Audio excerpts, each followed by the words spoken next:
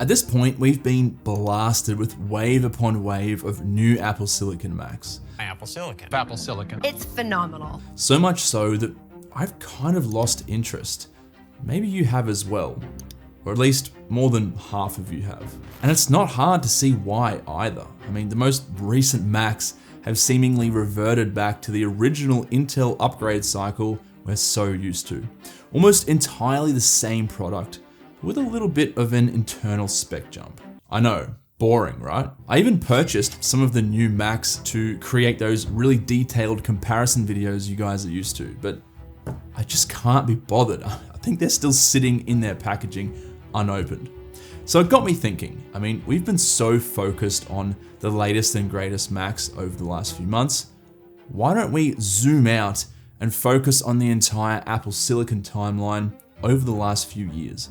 And talk about some things that you maybe haven't thought of. But first, a quick word from the sponsor of this section of the video. Why settle for average MagSafe accessories when you can have the best? ESR is the go-to brand of innovative MagSafe accessories.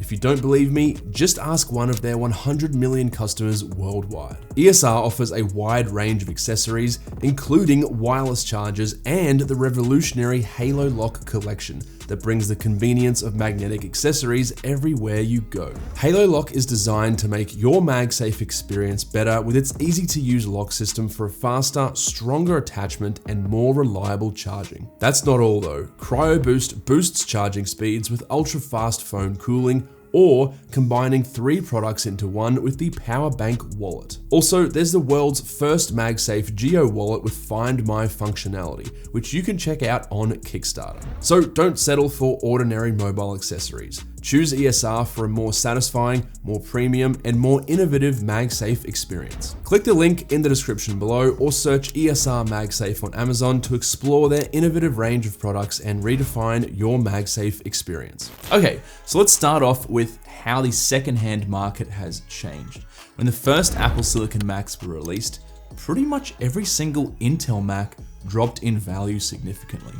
Sure, there were some people out there still interested in Intel Macs, mainly those who needed an x86 platform for software compatibility, but in most cases, it was just better to buy a new M1 Mac instead, due to the huge performance, battery life, and efficiency improvement. And this introduced a massive gap in the secondhand market between the Apple Silicon and Intel platforms. The price of used Intel Macs completely bottomed out, but used Apple Silicon Macs was still quite new and expensive.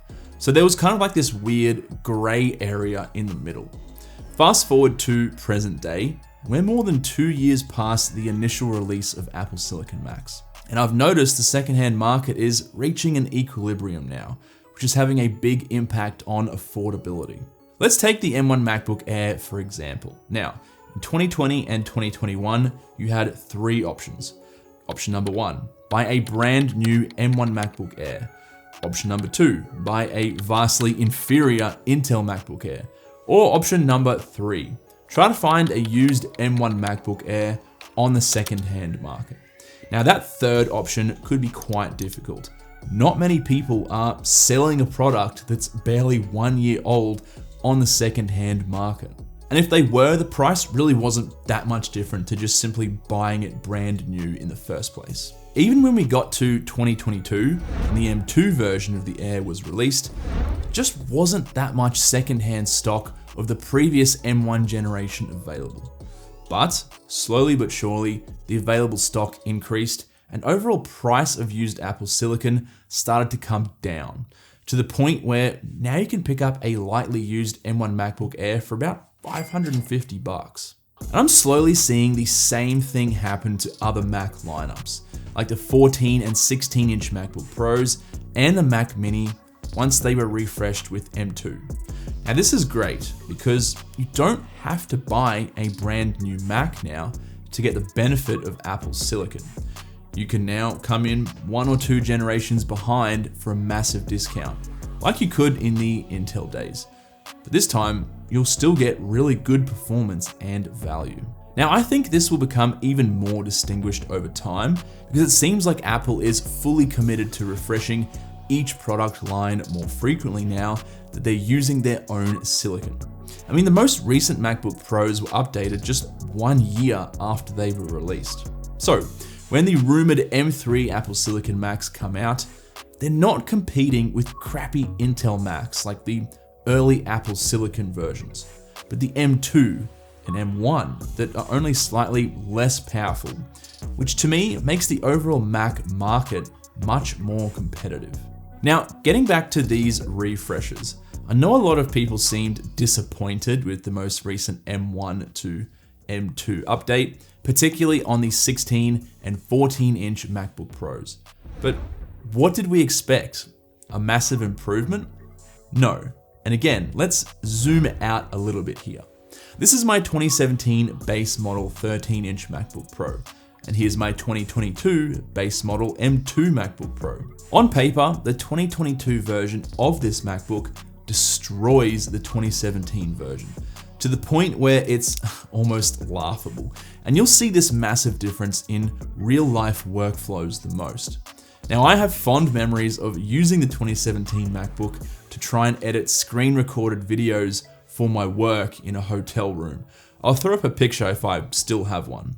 And the experience was just absolutely horrible. It was only about a 10 or 15 minute screen recording of my screen. I think I was showing a colleague how to do something, and the fans were going crazy. It was boiling hot, overheating. I think it failed the render like 2 or 3 times. And then when it finally did go through, the render took probably like an hour and a half, like a 10-minute video. So it was a really, really bad experience. Anyway, I really like this comparison because a 2017 MacBook Pro is likely what a lot of you are coming from when considering a new laptop right now. Most people only buy a new laptop around every 5 years. So let's try not to get hung up on these minor generational bumps and just focus on the bigger overall picture. And don't forget, the improvement from M1 to M2, although many may consider it minor, is still better than whatever improvements we got from previous Intel Mac updates, which was usually like a 10% bump in just CPU performance. And that brings me to my next point. I've talked about the whole Mac versus PC debate before, and now that I've mentioned that, there are going to be arguments in the comment section. But if you told me 5 years ago what it would look like right now, I would have never believed you. If you remember 5 years ago, most people simply would have never considered a Mac for serious, often relatively intensive workflows, with the exception of the ludicrously expensive Mac Pro, of course. I mean, I know I didn't. I had a base model 13-inch MacBook Pro for all my web browsing, emails, light usage, and university at the time, but anything else was always done on a beefier PC, either a laptop or desktop. And I'm really surprised at how this has changed today. Sure, there are still many situations where a PC is superior and a better choice compared to a Mac, but nowhere near what it was 5 years ago. The lines have become more blurred, as I've outlined and showed in several videos. And I think this is such a good thing, right? Because it just gives us consumers more choice. If you need more performance than just emails and web browsing, you're not necessarily locked into a certain operating system or form factor now. You just have more freedom. And if this is what it's like right now, I can only imagine 5 more years in the future. I mean, we've already seen some of the traditional PC bastions like gaming begin to get disrupted. Although that one in particular will take a very long time to change, if it changes at all. Personally, I was really surprised at how quickly the Adobe suite in particular evolved to embrace Apple Silicon. Again, back in the day, it was just better on PC. Now, I mean, some might say the experience is equal, or maybe even give the slight edge to a Mac. The same applies to the other end of the spectrum, the entry-level and budget market. Now, once again, if you want an ultimate bang for buck performance, a Mac just wasn't a good choice. I mean, even the cheapest Macs like the Mac Mini or MacBook Air were considered relatively premium. But this is changing. Yes, the entry-level Apple MacBooks still have a premium price tag, but now they actually offer several big advantages over laptops from competitors. So in addition to build quality and ecosystem, you now also get great battery life and performance. And this is particularly noticeable with the new M2 Mac Mini and its $100 price discount.